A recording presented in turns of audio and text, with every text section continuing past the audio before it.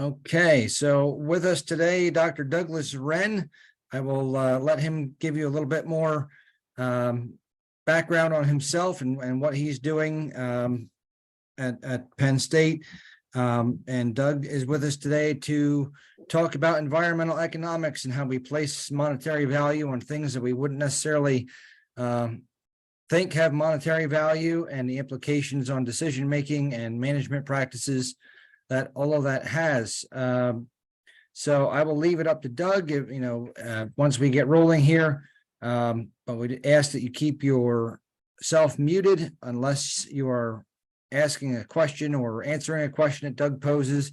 And there will be, 5 to 10 minutes reserved at the end that Doug's going to take some Q&A.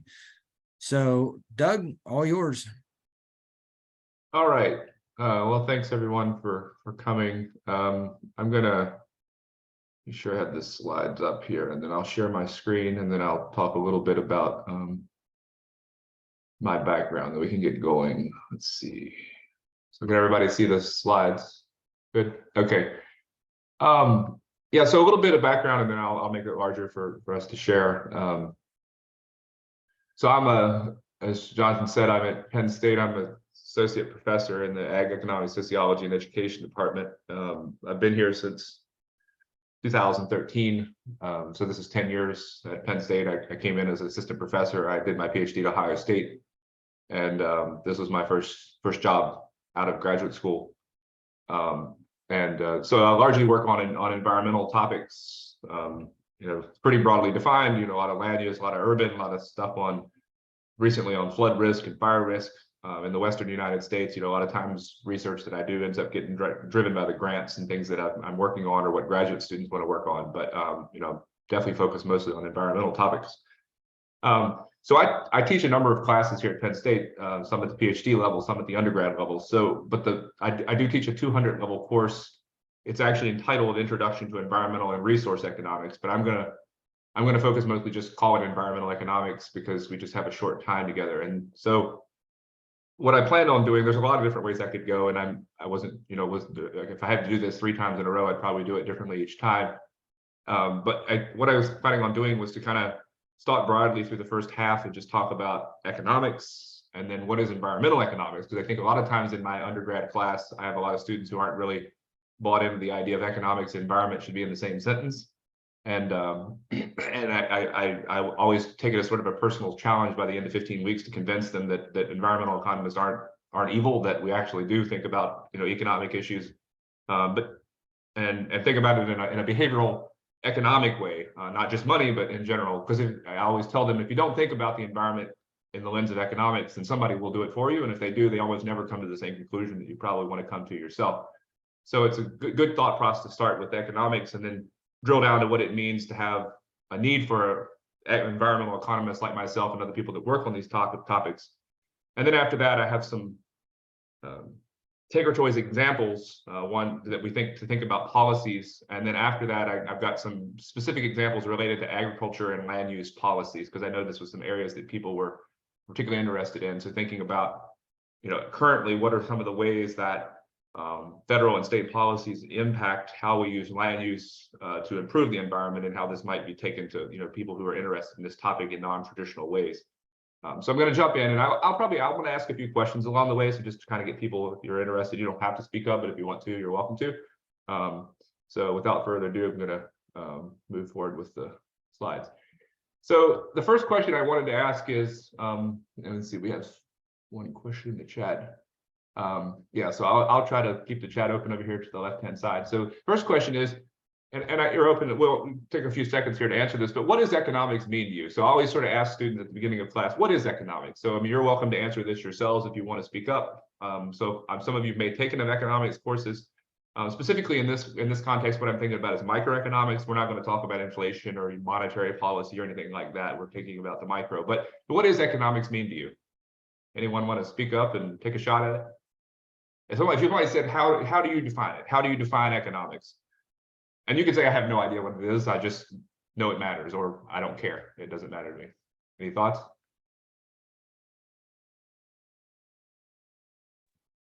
I could be completely wrong, but economics to me was like the financing aspect of society. So being able to understand where those funds come from and how they impact society as a whole, kind of like a food web in a way. Okay, good. Other thoughts? Yeah, just something relating to like tracking the flow of money relating to various enterprises. Yeah, so both of those answers seem to be, and this is what I think a lot of times, and I think it's absolutely correct. A lot of times I think people tend to equate economics with business and finance, and in many ways they are linked to each other. And if you work in a business school like SMU or somewhere like that, that's almost certainly true.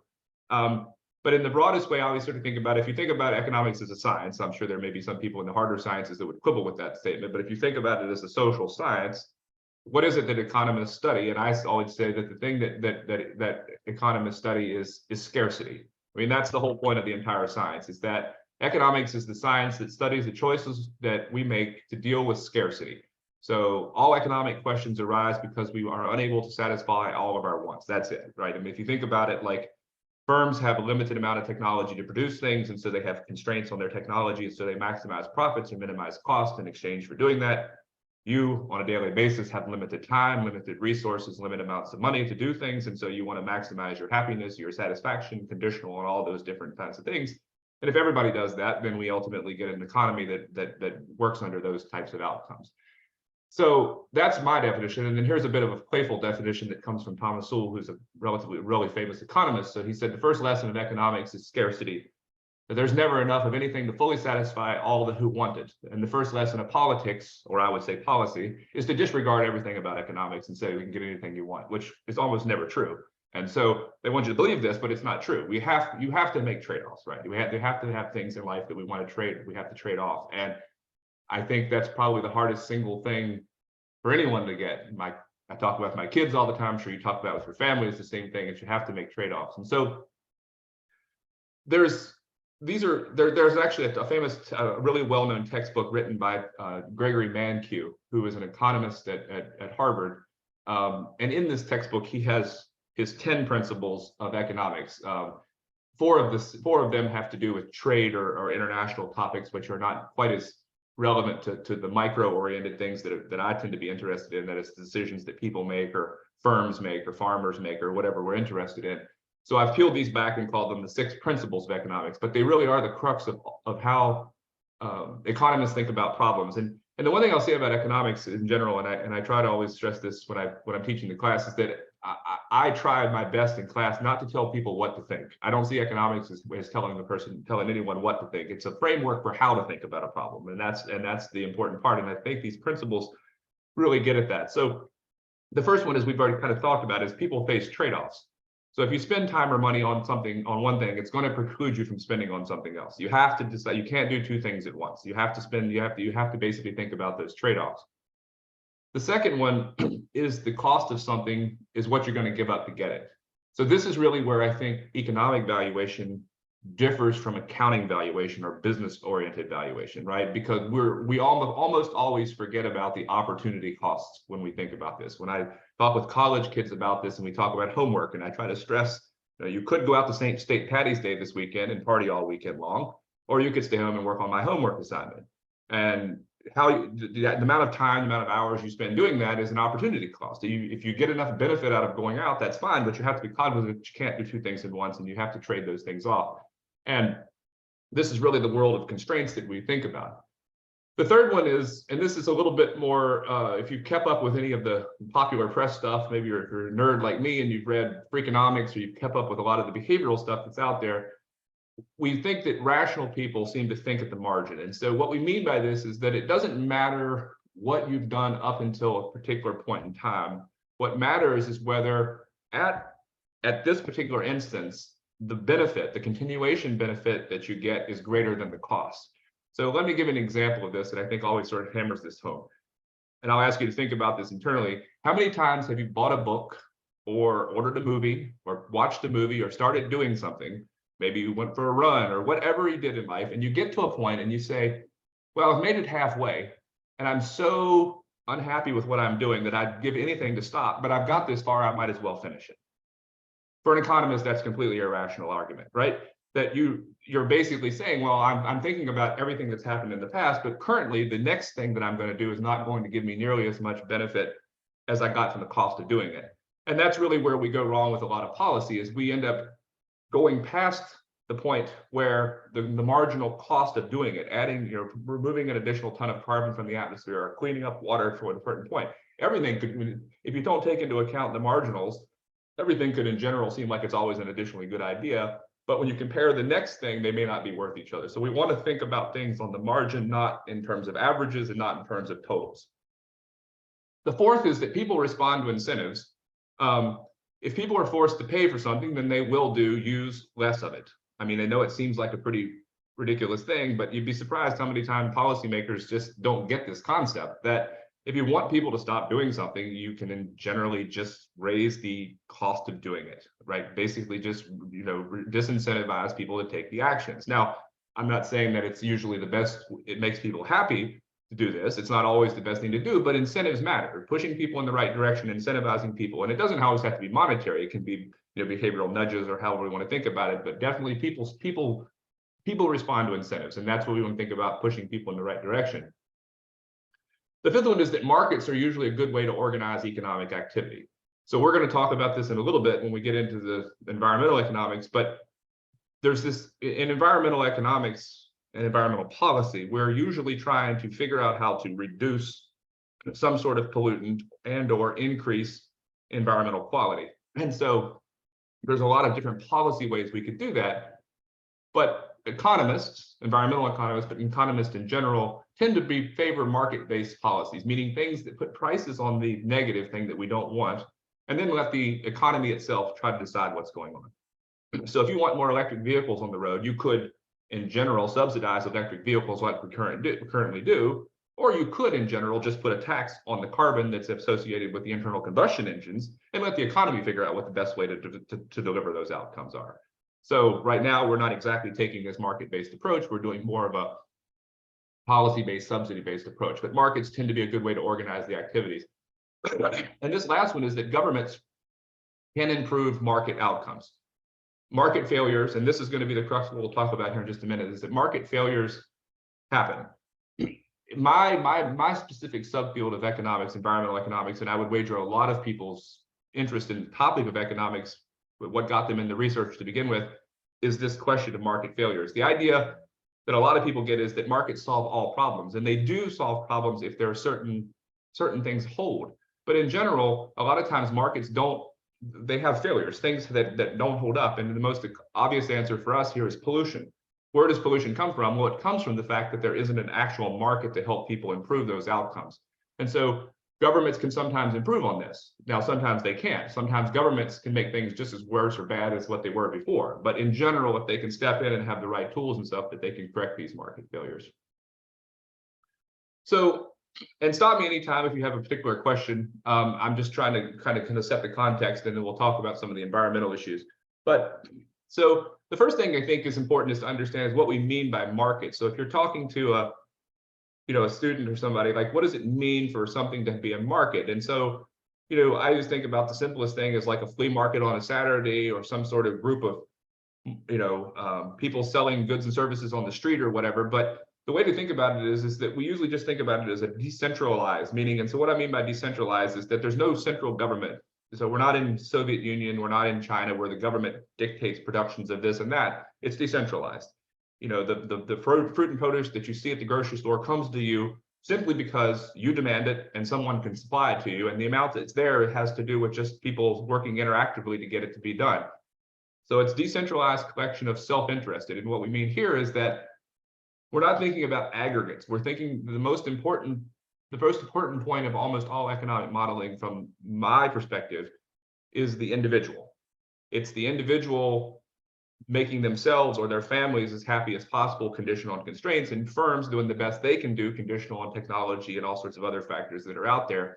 And then this interaction of many people doing the best they can possibly do between buyers and sellers, their interactions with each other, makes it so that the goods and services that we get on a daily basis in the economy are given to us through exchange. And so here, exchange, in most cases, we have in mind dollars. but it doesn't have to just be dollars. That's the one thing to keep in mind. Dollars are what we use in order to denominate how we trade things. So you give your dollars for, stuff at the store, you pay dollars for your car or your house or your rent or whatever, but you could exchange that. All we have to have is to say that I have something you want and you have something I want, and we're able to come together and make sure that those things get exchanged, and no one's telling us generally how we should do that. So when we think about this exchange, the definition that we usually want to start with, because if you think about the concept of economics, we want to first state what we would like the world to be like, and then we want to think about what it looks like when it's broken, which is really the science that I work in. Broken in the sense that it has too much pollution or not enough environmental quality or too much damage to the environment or whatever you want to say. So when we think about an exchange that's efficient, there are really three properties that matter most of all. First of all is that property rights are well defined. And I know this is a bit of a strange concept, but what I mean by this, so think about your own individual capital, human capital. So presumably everyone who went to college, you get a degree, you get a job. That's a right, right? The property, you own the rights to your own intellectual capital. And at the end of the day, you have exclusive rights. I can't take it from you. I can't borrow it from you. I can't steal it from you. It's yours. Secondly, you transfer it to somebody else. So you go out into the labor market, you look for a job, and in exchange, someone gives you wages. And then there's a contract or some sort of explicit or implicit contract that enforces this. So property rights are a big part of everything. Same thing goes with everything you buy on a daily basis. In most cases, you can fit them into all three or one of these categories. Environmental problems basically fall apart here because there are no property rights for a lot of environmental business services. You can't exclude people from stealing your stuff, you can't transfer it, and it's not enforceable. Those are the big problems. Secondly is markets are competitive. And so what we mean here is that there isn't an exclusive provider of what it is you want to buy. You think about monopolies or singular firms or what have you, or there's not an exclusive buyer. Think about Amazon, for example, in a big town being the only employer. They're the only person demanding labor, so they can set wages in that particular case. We're thinking the best market is one where there's lots of competition and prices are being driven down to their basically lowest possible level. And then the last one is, and this is another key point for environmental problems, is that prices exist for everything. This might very well be one of the also cruxes of it, right? There is no price for air quality. So if you have a factory beside of your house and the smoke is coming over on top of your town, where do you go purchase the better quality? You could say, I would love my air to be cleaner, but who am I going to pay for it? Where does it go? Who do I pay? What's the price that I get? There's no price for that like there is a price for the car or the groceries that you buy at the store. And so if prices don't exist, both today and in the future, however we want to think about this, or any of these other things don't hold, we're not in what's called an efficient world. And so that brings us to this slide, which is really the center part of what will carry on the rest of this conversation. And that is, markets are wonderful. And I'm an economist, so I've drank the Kool-Aid for about 15 years of my life. I mean, I don't know many economists that don't believe in markets. And so but the fact of the matter is that the reason I got into this profession to begin with is because of this slide. Because the fact is that markets for the things that actually probably matter as much or more than a lot of people's lives don't always work exactly right. And I think a lot of people are often surprised about what it is to be a market failure. So let me drop down to this, the second from the bottom, and say imperfect competition. So what we mean here is monopolies. People don't usually think of it, but a monopoly is a market failure, right? If you're in a place and the only supplier of something is one single firm, you're at their behest. They can do whatever they want. They can essentially charge whatever price they want, and you have to buy it from them. And depending on how much you need that product, like a healthcare product, or think drugs or something from the drug industry, they can effectively do whatever they want. So there's a lot of different ways to think about market failures, but we're going to focus on these, particularly on these first two. So you could put any of these below as a problem in the environmental world, but the ones that we're most going to focus on are the top one, which are called externalities, and I'm going to define this for you on the next slide, and public goods. And both of these are, well, almost any environmental problem could be stuck in either category, depending on how you spin it. We usually think about externalities as being pejorative or negative, and public goods being things that are positive but are underprovided because somebody just doesn't have an incentive to basically incur all the cost and get a small amount of the benefit. So, an example of a public good is like national defense. No single person is going to pay the billions of dollars it takes to defend the United States, when they're only going to get a small amount of the benefit. So we collect taxes and the government does it for us. And that's the way we sort of think about this. This third one, and I'm not going to jump into this today because there's just too much time, but it's probably one of the most interesting areas for environmental economists, for what are called internalities. And these are costs we impose on ourselves. So things you do when you're 25 that when you get to be 55 and look back and say, I wish I hadn't done those things at 25.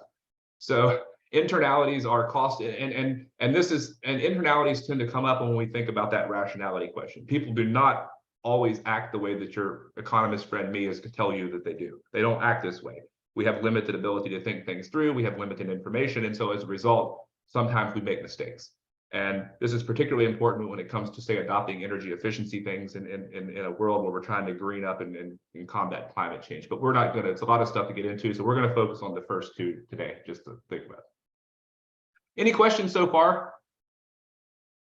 Anything? Okay, so if you do, just speak up. I'm happy to chat about it. So let's define for a second what we mean. Has anyone heard the term externality before or had a class? Anyone ever heard this term before I said it today? So it's usually a relatively new term. So let's first read the definition and then we'll think about what it means. So an externality results when the action or actions of an individual or firms have direct, unintentional, and uncompensated impacts on the well-being or welfare or whatever you want to say of individuals or firms. So let's think the simplest possible example. You have a house and your neighbor lives nearby, and at 10 o'clock at night, your neighbor decides to have a rock band in his garage or her garage. She cranks it up, it makes a noise, and you can't go to sleep. That's an externality. You weren't asked. It directly affected your well-being, so you're not going to sleep. It was unintentional because we're going to believe that your neighbor wasn't intentionally trying to hurt you. Now, they may very well be. I don't know the relationship with your hypothetical neighbor, but most of the time we don't assume that the neighbor sat out. It's the effect that's on it that's intent, and it's the outcome that's unintentional, not the actual action itself. And secondly, is uncompensated. What do we mean by uncompensated? Well, if your neighbor had walked over next door and said, well, I'm going to have a rock band in my garage at 10 p.m. and it's probably going to keep you awake. How much do I have to give you to let me keep playing? And you say $100, we have a market, right? We had a willingness to pay, willingness to accept. You're willing to have a sleepless night for $100, but if you weren't asked, you had no way to know what that was worth to you, right? So externalities are basically the crux of all environmental problems. Firms, people go about their daily activities doing things individually that make them happy, but when you aggregate those things up, they tend to have negative effects on society or people around them. And so what I want to say about an externality is that, and this is an important concept that I think a lot of people in policy worlds and often a lot of people across all spectrums don't get, is that air pollution, water pollution, environmental negative outcomes are not inherently bad at the individual level. When you drive your car, I don't believe you're doing something negative. You're making yourself as happy as possible. That car gets you where you want to go. It provides you safety, provides you opportunity to go to work. But when you drive that car, and I do the same thing, when we aggregate up all of our individual activities, we get to a social outcome that's suboptimal. And that's the problem. So individually, everybody's doing the best that they possibly can, but in aggregate, it ends up producing things that are suboptimal. And so if everyone creates an external effect and they don't take it into account, they're going to go about their individual activities by playing music or doing whatever that make themselves happy. But in general, when we aggregate it up, it creates negative problems. The flip side of this is the public goods problem. And a public good is a good that's available to all and whose use by one person does not exclude anyone else from using it. So if you decided you wanted to solve climate change and you were going to ride a horse to work for the rest of your life, the cost would be immeasurable for you. It would eventually become a real pain, I suspect, that you're going to ride a horse to work every single day of your life. And you'll have almost zero effect on solving climate change. So you've just incurred a huge cost. In exchange, but the benefits are relatively small. And you can't exclude, no one's paying you for that activity. You're not actually getting any benefits. It's not like someone's coming along and saying, I'm going to pay you for the offset that you're getting from not driving your car. It's not excludable, non-rivalrous. It's a public good. You're basically providing something free of charge without basically having any compensation for it. And we're going to see later in these slides, when we get to the land use policy, this is really the issue with a lot of land use issues. Water quality, flood control, carbon sequestration, all of these things a lot of land in the United States has a lot of extra public goods associated with it that we could, in theory, capitalize on and make a lot of money for people who own the land, but we don't have markets in order to make it so that people can be paid for it. And there are programs in works, but it takes a lot of effort to think about how to get this to happen. So the second question, before we move into some of these examples, is, in your mind, now that I've given you this, so I've given you the context of sort of what is economics, it's the science of scarcity, opportunity costs matter, we think at the margins, markets are good ways to organize things, but they fail from time to time. So I told you the story that individuals privately do the best they can do, and it's completely optimal in almost all cases. Believe it or not, there are models out there that can rationalize drug addiction. There are models that can rationalize almost everything that individuals do, as long as we understand the incentives that are in front of people. But when we think about a societal outcome, sometimes we don't meet that outcome.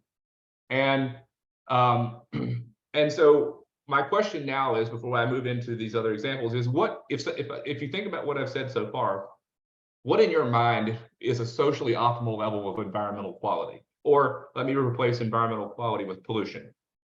So how much pollution should we have in society? And this is purely hypothetical. You could say, well, I think we should strive for zero pollution, or I think, we're generally okay where we are now, or there's somewhere in between, but more importantly, what would be a sort of a concept, or how should we think about these problems? Any ideas?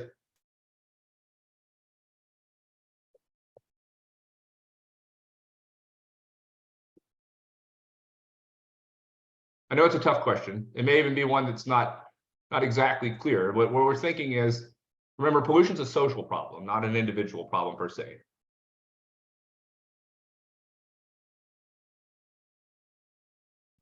So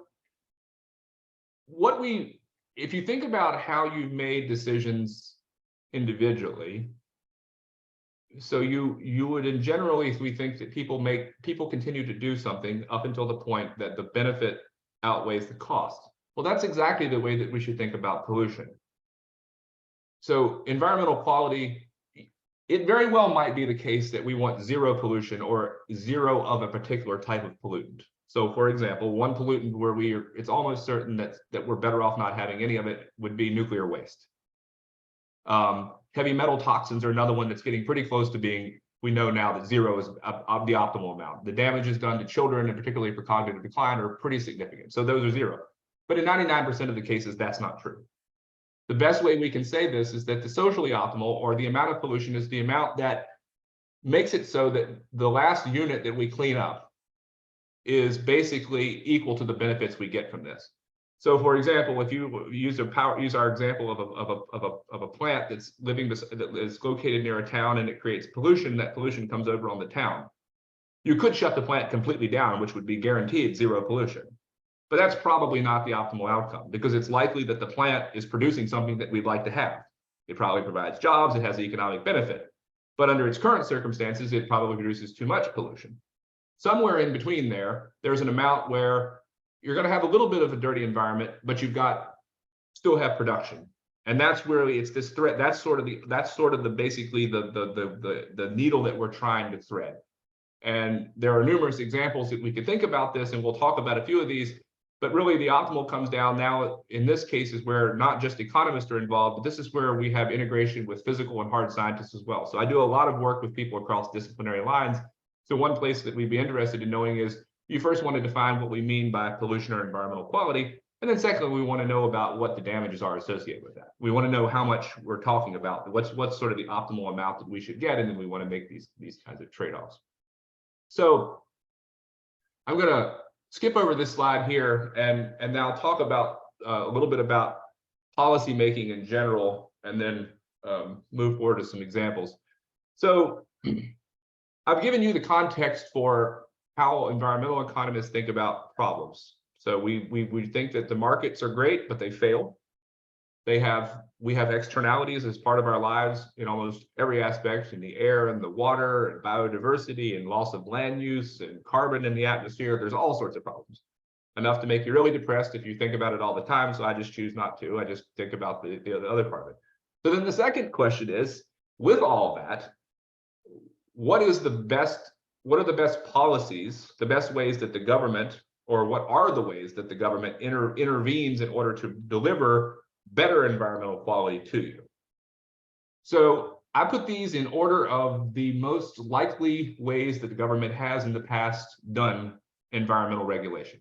And we could spend hours after this talking about air and water and all the different ways the government regulates all the aspects of your life that you probably don't even know about when it comes to the environment. But the top one, command and control, has historically been the most common way to do this. And what we mean by this is that the government does not, they do take into account the pollutant. So for example, let's take air pollution in the United States. The Clean Air Act regulates air quality across the entire continental United States. And the government puts limits on 6 particular types of air pollution. And when they limit that, they basically say, our doctor friends, our physiology friends have told us that we should have limits on air pollution not exceeding this particular level.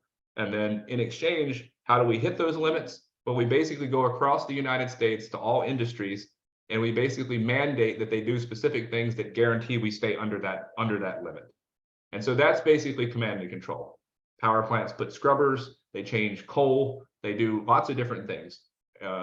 Cars, for example, so take the second one here, technology-based regulations. Probably the one that's most common to everybody in this call is a catalytic converter. If you don't know what a catalytic converter is, well, they're being stolen pretty fast right now, but but under your car, there's a big piece of metal that heats up to about 400 degrees, and in there it removes nitrous oxide, hydrocarbons, and carbon monoxide. And it's been on cars since 1975. There is no choice. You have to have it on there, and here in Pennsylvania, if you don't have it, you won't be able to drive out of the shop. We have emission standards, which are part of sort of the corporate, average fuel economy standards, but all these are basically saying you must do certain things. Drop down to the second one, and this is the one that I personally, and I think most of my economist friends would like to see more of, and this is one where we set the target for the pollutant, but we don't mandate that everybody act exactly the same way. We allow companies and firms and individuals to decide what's best for them. And the idea is that in both of these, we're going to get to the same outcome. It's just in the second one, we think that taxes or tradable permits or things like that, these market-based solutions will get there and get it there cheaper. That's the only difference. So we're going to hit the same reduction in pollution. It's just that the second one, using the free market to get there, will save you some tax dollars, is the best way to think about it. It's not going to cost you quite as much money. And then this third bullet point, the voluntary, is the one that I'm going to point out mostly when we talk about the land use stuff here in the remaining part of these slides. And that is that sometimes the government or society would like to regulate certain aspects of environmental quality, but for legal reasons or for lots of other different reasons, they just are not able to intervene the way they would like to do that. In the United States, water quality is a perfect example of this. The Clean Water Act regulates point source pollution, but it does not regulate non-point source pollution. And so the federal government has relatively limited scope for affecting non-point source pollution. So if you want to just put something here, it's synonymous with agriculture. And so if you want agriculture to do something for you, you can't, and you have no regulatory standards, you can't step in and tell them to do it. You don't have a market for it. We have voluntary programs, and that's what we'll talk about. And that is basically pay for performance programs. So you're stepping in and subsidizing things that you think will deliver that environmental quality that you want, and you're paying people in the process to do it. So subsidies, and then the others we have here are nudges, just providing information, technology, all sorts of stuff. So you think about Penn State Extension, that's effectively what we're thinking here, is we're providing information to help people try to get better at this. So before I jump to the example for the land use, what I wanted to do is give you one thing I think is always kind of enlightening for folks. So we're going to think of this as an externality problem. So if someone was to ask you, and probably what you've heard on the news or in the popular media, if someone was to ask you, what is the biggest externality associated with driving your car? Would you say it's air pollution, or would you say it's something else, other? So if you think about this, so what I have here is a table, and down at the bottom, I have a total. And keep in mind, these are numbers that will change based off of the price of gasoline and all sorts of stuff. But down at the bottom, these are the optimal tax on gasoline a la 2012, that would internalize all of the externalities that we think are associated with burning 1 gallon of gasoline on average in the United States. So if you believe that the gasoline is too cheap, that is, that it is not taking account of all of the external effects that it has on society, then the price needs to be raised and consumption needs to go down. That's the way to think about an external, right? If something has negatives associated with it, then we're over consuming it and the price is too low. So what this table is asking is, what is the optimal tax? And in here it's 10.9 cents per gallon or per mile of driving at 10.9 cents per mile. But from that 10.9 cents, what are the different external effects of you driving your car? So one thing that you'll notice is the top two, climate change and local air pollution. If you'll notice here, climate change is small. I mean, I know a lot of people would say, well, climate change is the whole reason we need to stop driving internal combustion engines. That's not true. Far from it. It's not. That's probably one of the biggest misnomers. Climate change is a problem, but it's hundreds of years into the future. Air pollution is a much bigger issue, especially in urban centers and cities. So it makes up about 2 cents. But notice number 3 and number 5. Accidents and traffic congestion are far and away the biggest external effects. How many people have gone to DC and sat on the Beltway for hours sometime and wondering, why on earth am I here? Well, the reason these roads are congested is because they're not tolled. You're not being charged for congestion. And so when you get on, you're imposing these external effects. So what this table is just breaking down is that there are all sorts of externalities associated with any given activity. And in order to get it right, in order to think about how policy should be directed, it may not be that every policy is going to be the same. Maybe an environmental policy works for climate change or local air pollution, but for accidents and traffic congestion, the most logical thing would be just to charge congestion taxes, mileage taxes to keep people off the interstate. I come from Virginia. If you've been from Virginia down through Interstate 81, down through the Shenandoah Valley, I go home on Fridays and everybody there complains about how congested, it's always backed up, there's wrecks, you can't get off of it. I bring up the word toll roads, you would think they were burning me at the stake. I can't possibly, I'm not paying to get on a public interstate. And I said, well, then you're going to have congestion. I mean, I don't know what to tell you. I mean, you're going to, it's an open access, non-rival good that people enter free of charge. So this is an example where the externalities associated with the automobile are various, and it's not always clear exactly what policy is correct, but what we do know is that there's at least external effects associated with it, and we want to try to get these prices right. Okay, so I have a question about that. Yes, go ahead. Does that mean that the external costs are going to be higher for things that are more immediate? Because obviously I see congestion and accidents impacting my life on a day-to-day or more regular basis than climate change or oil dependency. Is that going to be consistent or true most of the time? Yeah, so that's a good question. So what I would say is for sure what's driving these differences. So for accidents and traffic congestion, so the climate change aspect, you're correct. I mean, climate change is going to be, this is a long discussion. Climate change would be driven a lot by the model that you choose for climate change and how long into the future you assume the damages are going to occur. So that would have a lot to do with it. But I will tell you the biggest reason accidents and traffic congestion are here is the loss of time. Time is hugely valuable, right? So we take your average wages across all the people that sit in traffic across all metros in the United States and multiply it times the lost time that they're not at home and not working, it gets big really, really fast. And the same thing goes with accidents and air pollution. I don't have time to get into this today, but let's suffice it to say the United States government assesses about $7 million for every prevented death that happens as a result of a policy through what's called value of statistical life. So if I'm preventing accidents and death and I'm preventing air pollution deaths from lung infections or whatever, all those things are hugely valuable, which is it's an external effect that you're preventing by having less driving. And so it adds value to society. So yeah, hopefully that helps. Yep, thanks. So now I'm going to give you a hypothetical story, and then I'm going to walk through 3 examples that I think are pretty relevant to ag and land use policy. So this is a homework assignment or part of a homework assignment that I give my very first week of class for undergrads. It's pretty straightforward. So it's basically just a straight up demand curve and supply curve, which everybody ever saw in an economics class. The difference is here the supply curve is going to be land. You're supplying a product that's land, and the demand curve is not going to be there. It's going to be missing. It's basically demand for environmental quality. So let me tell you what this figure shows, and then I'll show you in the next slide the curve associated with it, and then we'll walk through some examples to kind of put some context to this. So if you think about what you see here is a hypothetical farm, roughly 800 acres. So on the right-hand side where I have this block that says existing farmland, just assume that's grazing land. Maybe it's got steers on it, maybe it's soybeans, maybe it's corn, whatever it is, it's the most productive part of the land. It's the flattest part, it's got the best soil, it's the part that's already under tillage and they're growing something on it. So if you know anything about agriculture, if you come from an agriculture background, like I do, you know that you farm the best land first and then you go out to the margins. And so as prices rise, you're going to dig stuff up and move out. Going from existing farmland to the left to the right, each one of these blocks hypothetically represents 100 acres of forest. So the numbers that you see here are numbers I've made up to make the problem work. But the way to think about this is the opportunity cost to the farmer. So he or she could knock down all the forest in the first block and in exchange get $60 return on investment per acre. So if you want he or she not to do that, that is take down the forest and use the land for agriculture, then you must at least compensate that much in order to make it worthwhile.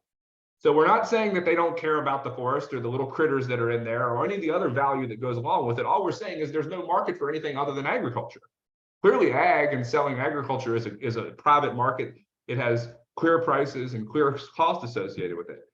And clearly we believe there's probably environmental quality associated with all 800 acres of this forest. And we'll talk about why that might very well be in just a minute. But unless there's a market for it, it's a public good.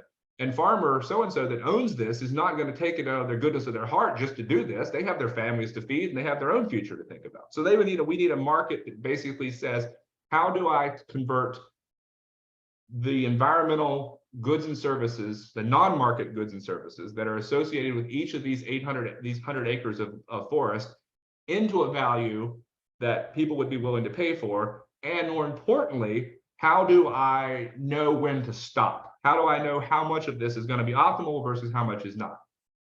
So that's clear so far? So if I took this data and notice if I start in the very left-hand corner and move upwards and downward all the way across, I'm going 100, 200, 300, 400, 500, 600, 700, 800. So if I took that data and I put it on a curve, it looks like this.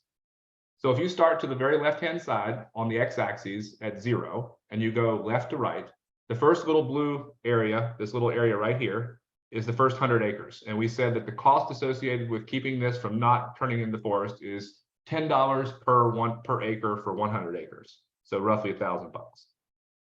Then when you go from the 101 from 100 to 101, you jump up here, and this stays common for $15. And then you jump up again. So all you've got is this stair-step looking curve that goes up. So most of my undergrad students are sort of like, wow, this makes sense now. This looks just like any supply curve that you would have seen in any other class you've ever done. So the farmer owns land that has forest on it, and he or she has a supply curve effectively for goods, environmental goods and services. So for any acre that's currently under forest, the value that society places on the services that are provided other than the opportunity cost, which is the agriculture, needs to be higher than or equal to the value that it's currently could be used for. It's that pure opportunity cost.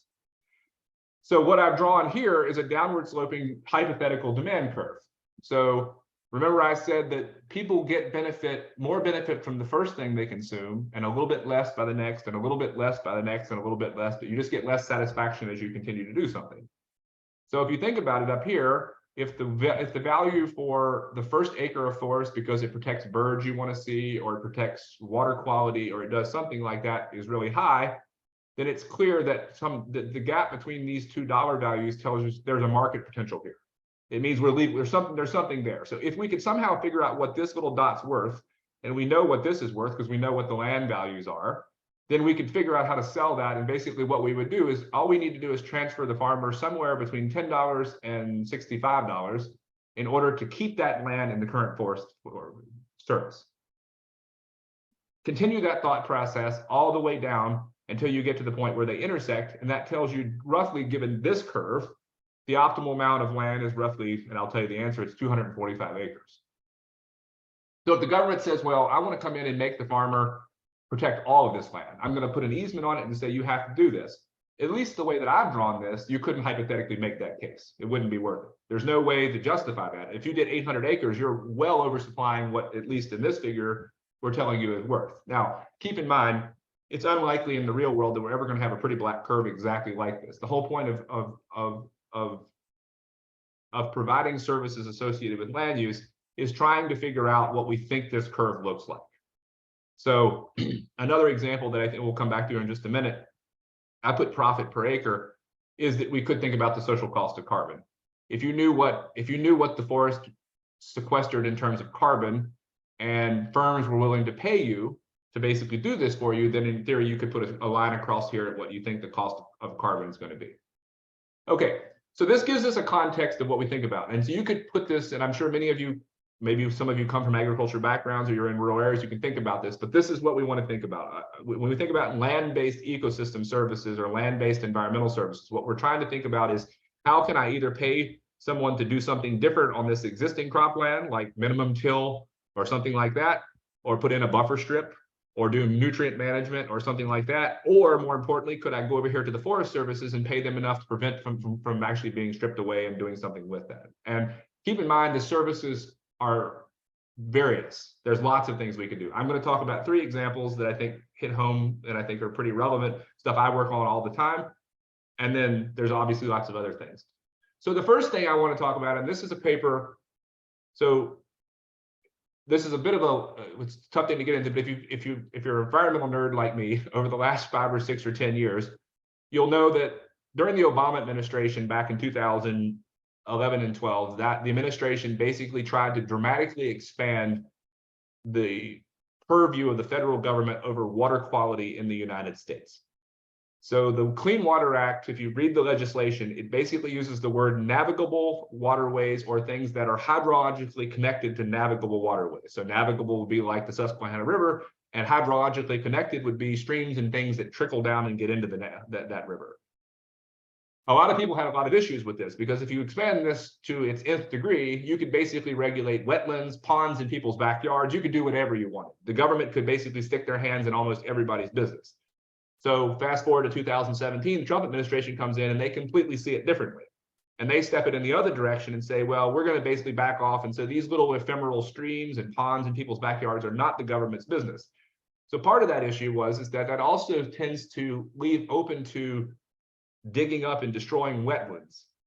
And wetlands are probably one of the most effective measures for both cleaning water and protecting downstream things from floods and all sorts of stuff that we know of.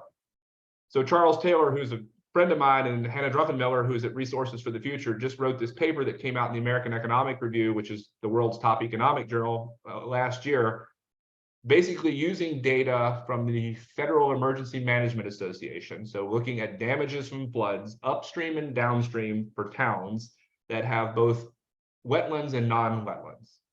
So basically what they were trying to get at is what is the damage? What is the prevented damages from having a wetland upstream relative to places that don't have a wetland upstream? So if you think about this, is where we're monetizing that value of the wetland. And so if you look at these numbers, they find that an average hectare of wetland loss between 2001 and 2016 cost society $1,840 annually, or $8,000 in developed areas. So that's a huge amount of money. It's hard to think wetlands aren't that valuable. There can't, even if you dug them up and planted corn on them, they don't make that much money. They're residual land. But their value in preventing damages when you have flooding events is really, really, really, really large. So if you think about having this argument about whether the government should be in your business, that doesn't seem to me to be the right argument to have. We're just not putting value on these things. If people own land that have wetlands on them, and those wetlands are providing us with environmental goods and services, the government, I can't tell you how much money the federal government spends every single year bailing people out from flood risk around the country. But what we know for sure is spending $1 before versus spending is equivalent to spending $7 after the flood. So spending money before to prevent damages so that you don't have to pay for it is where we should think about this. And so this is an example where empirical evidence has given us a really nice number to kind of get at what these things are worth. And so we're going to if we're going to advocate for policy, at least now we can advocate and say, well, we think these wetlands are effective measures for preventing flood, and basically, and this doesn't even touch on the fact that they also are extraordinarily good at cleaning up water when it comes to cleaning water quality. So this is example number one. So potential services associated with land use, flood protection, upstream, and in and around places that have this. And this is particularly important in a lot of places in coastal regions. The second thing I want to talk about for land use and policy, and I'll finish up pretty quick here, is water pollution itself. So I already touched on this a little bit, and I think a couple of you probably know this, but the federal government, through the Clean Water Act, only has regulatory authority over this top one, point source pollution. And if you don't know what point source pollution is, just think about factories with a pipe going out into the river.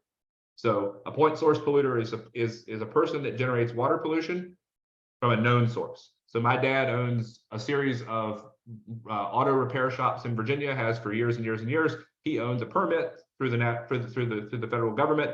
Every year they have to come in and make sure that the oil he's coming out of the shop doesn't get dumped into streams and rivers. Non-point source pollution is pollution that we don't know exactly the source. It's dispersed across the landscape, but it still causes problems. And so in this case, we're thinking about nitrogen, phosphorus, sediment, things coming off of farms, or in urban centers, this would be like coming off of parking lots, impervious surface. So stuff flowing into the water. So if you're from Pennsylvania, and I think most people here are, and you're from the eastern half of Pennsylvania, basically the mountains of Altoona and to the right, and a little bit to the left of Philadelphia, and you're familiar, you'll know that you're inside of what's called the TMDL, the Chesapeake Bay Total Maximum Daily Load. So the federal government across 6 states in the District of Columbia, as of 2010, put a cap, a limit on the amount of nitrogen and phosphorus and sediment that's going to needs to be reduced, that eventually ends up in the Chesapeake Bay. Well, unfortunately, Pennsylvania is in the crosshairs every single year because Lancaster, York, Dauphin, the most productive agriculture regions in Pennsylvania sit on both sides of the Susquehanna River, and the Susquehanna River is the mouth of the Chesapeake Bay. And so we're constantly behind the 8 ball when it comes to trying to achieve these reductions that the federal government requires. So one of the most effective ways to reduce this is to use land-based policies that reduce the amount of runoff that makes its ways into rivers and streams, these voluntary programs. And so why you say, should we do this? Why do we care? Well, there's 2 ways that you can reduce water pollution in the Chesapeake Bay watershed. One way would be to use stormwater upgrades or things in urban areas. This chart here, what this chart shows you is in dollars per pound of nitrogen reduction.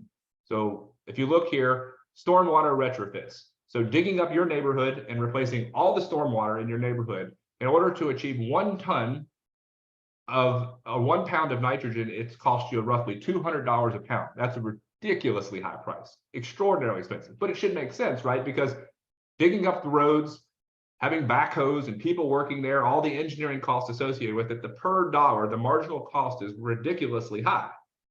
Go over here to these on the right-hand side and look at cover crops, conservation tillage, and buffer strips. Their per dollar cost are $4.70, $3.20, and $3.20. Now, these numbers are from Maryland, but they hold up pretty close no matter where you go. So if you think about this, if I'm forcing this type of stuff to happen through the point source pollution, but I know this type of stuff over here works, then what I really want to try to do is to get these 2 people together. This person over here that is doing this in the city needs to go out and say, wait a minute, if it costs me $200 and it only costs you $300 or $3, between here, there's a gap in a willingness to pay and a willingness to accept. We should have a market. Anytime I value something more than you do, then we should have a way to basically make this trade happen. And so this is effectively what BMP, best management practices in agriculture, and water quality trading programs effectively try to do. So a farmer would institute conservation tillage, cover crops, buffer strips, riparian zones. The government would come in and say, okay, for each of these things, we know this will reduce nitrogen or phosphorus or sediment by so many tons, and we'll give you credits. And then in exchange for those credits, you can take those to people in urban areas and we can trade those things off. We can basically say, what's the best way to do it? So we can use a market-based solution that basically effectively monetizes the value of your agriculture activities and turns it into money that you can essentially trade over to someone else. Now, these programs have been hit or miss across the United States for lots of different ways and reasons, and we could talk about this for quite a while about why these things haven't worked. But the concept still remains is that on the left-hand side, we have a monetization of the value of these agriculture practices on working lands. And then in exchange, you're either going to be subsidized to do this, or you're going to trade this away to for water quality. And if you're not familiar with this, one of the biggest programs in the entire country for doing this that sends a lot of dollars back to the states and the Fed is what's called the EQIP program through the U.S. Department of Agriculture. So EQIP stands for Environmental Quality Incentive Program, and it's basically the NRCS's flagship conservation program. And basically, it's just what I said. They basically take taxpayer dollars, send it back to the states, and in exchange, the states then give it out through voluntary programs to farmers who then adopt these practices in exchange for reducing their environmental impact of runoff and water quality. And so the last thing I'll leave you with is this third part, and this is too big of a topic to get into, and it's actually something quite new, but if you've kept up with any of the politics over the last year and a half, you'll know that we've passed three big pieces of legislation at the federal level. You had the CHIPS Act, which was the act for semiconductors. We had the infrastructure bill, and we had what was called a terrible name, the Inflation Reduction Act. So as part of the Inflation Reduction Act, this basically supercharges the monetization of climate activities in the economy for lots of different ways. Here in Pennsylvania, we're also, or soon will be, part of what's called RGGI, which stands for the Regional Greenhouse Gas Initiative, which is a 12-state trading program for greenhouse gases starting in Maine and going down through Virginia. Basically putting a cap on carbon and having us trade this around. So you've got a bunch of firms out here on the right-hand side that know that they're putting out too much CO2 relative to the permits they currently have in hand. So they have two choices. They can either buy permits from another firm that is doing it better than them, or they can buy carbon offsets by basically telling people, don't dig up that forest, leave it where it is. It's got carbon in it, and I need those offsets. So you back up to my figure here. All this land has got carbon both in the soil and in the trees, and previously it didn't have any value. Currently, depending on what you're looking at, you can look at the numbers over here. These numbers range from $30 to as much as $174 a ton, depending on which social cost of carbon that you use and the calculations that you do. So these are three examples, and we could go on for a long time about the way that your properties or your land have environmental services associated with them, but unless there's a market for them, you're not going to do anything about it. But if we step in and define the externality and then effectively help create these markets in some form or fashion, then effectively we can monetize this, and we can use our lands for things other than just simply private production of agriculture or what have you. Okay, I'll stop there. I think that's all I have. I mean, I could go on for quite a while, but I think we're right at the time. So I kind of nailed it pretty close, and so hopefully you can leave it up for questions, and then I'm open for. I can share the slides with you. I'm happy to make changes to them. We can think of other examples, and like I said, there's a whole lot of other stuff that I didn't cover. Probably the biggest topic that I didn't add to this, because we only have an hour, is the stuff on valuation. So asking where those value curves come from on the demand side. How do we think about what humans care about and what they're willing to pay? I could do a whole another set of slides just on that. But those techniques are somewhat technical, so it would take a little bit of time to kind of set the stage. So. All right, thank you very much, Doug. Very interesting stuff to me, at least, and I hope it was for you as well. Do we have any questions? Doug mentioned he would be more than willing to, chat with you about ideas of how to engage your high school or perhaps middle school students with this material and these concepts. Any questions or comments here? I would appreciate the slides if at all possible. I'm currently teaching AP Environmental Science, and I have always struggled with incorporating economics and policy and effective change for the future. So I think these would be great examples. Yeah, and I'm happy to. I know the first part was somewhat, it depends on how you want to do it, but if you're interested in other. So there's one particular methodology I always think students can really get their heads around, and this is that idea of, I don't know if you've ever heard of hedonic analysis before, but basically it's basically saying people pay higher prices for houses in better locations. That's the easiest way to say it, right? And it's probably one of the most commonly applied methods for backing out the value of environment. Houses in cleaner, with less air quality suffer more. Houses with less crime suffer more. Houses closer to streams and beaches. And so there's all sorts of nice examples out there that I think I could potentially send your way to think through, you know, how to kind of get that concept down. Because I think that's always a really easy thing for students to wrap their head around. I mean, everyone knows like a friend who's got a house that's beside of the creek and theirs isn't, and they just know it's a nicer location. So it's a good idea. Doug, I don't know that you necessarily have as much trouble with this, but I can speculate that these folks, and I remember, you know, as a teacher myself, you know, although we know as adults and educators and everything else that, you know, these are all very important concepts and problems to be thinking about and engaging with. But how, you know, how do you handle, probably more so with your undergraduate students, but how do you deal with the students that just don't sort of care about this? How do you engage them? Do you encounter any of that? And what advice would you have for, again, these secondary level educators that may just not have, you know, and I understand it's a maturity thing, but you know, how can they get their students to really care enough to pay attention to these concepts and engage with it? Well, I think, I mean, I don't know. I mean, this is a good question. Because I have 70 students a semester and I've guessed that 10 of them care. So I do my best to kind of get them to even smirk once in a while.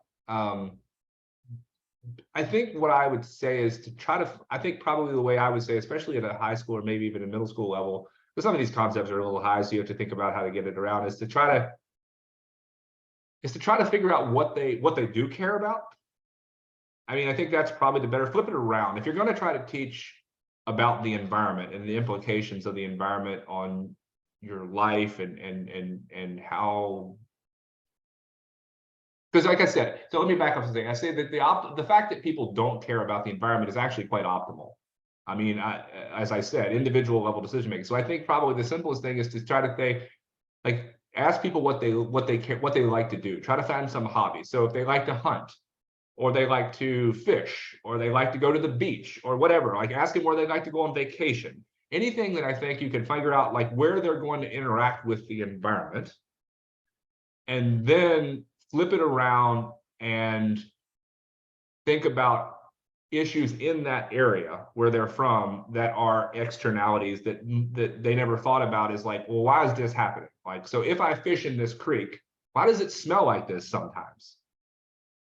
You could say, well, it smells like this because, you know, it's this particular area. So I think that's probably the easier thing to do, instead of starting with these like sort of broader examples. I mean, this is, you know, these examples were kind of easy to get your head around, but I think it's probably better to find something that they first care about themselves, they're passionate about. And I don't know what kids care about all the time, but I think that's probably would be my advice. And then I think I could probably easily think of lots of examples in almost any context, but I need some, and if they don't interact a lot with the environment, I mean, there's other stuff. I mean, what cars do they want to drive when they get older? I mean, maybe like when I grew up, I mean, look, I grew up in Virginia. I had a Power Stroke diesel my entire life. And if I didn't drive only 3 miles to work, I'd probably still have one. I know it's not good for the environment, but I liked it. It's a fun truck to drive. And so, so I think if you asked me back in high school, how would I have thought about that? I would have thought nothing about the black smoke coming out of my truck. But in the context of, you know, external effects on people in parking lots and driveways stuff, I think there's ways to make it. But I think you first probably want to approach them and figure out what it is they do care about, and then try to flip it around and try to put it in a context. So Good advice. All right, we are a little bit past 4:30, but that's a-okay with me. Does anybody have any other questions or comments for Doug before we wrap up? And Doug, if you want to send me, you know, the slides somehow, I can disseminate to into this group as well as those that weren't able to join us that registered. yep, yeah, happy to. And if you have any other questions, you're happy to send me an email, and I can share with anything else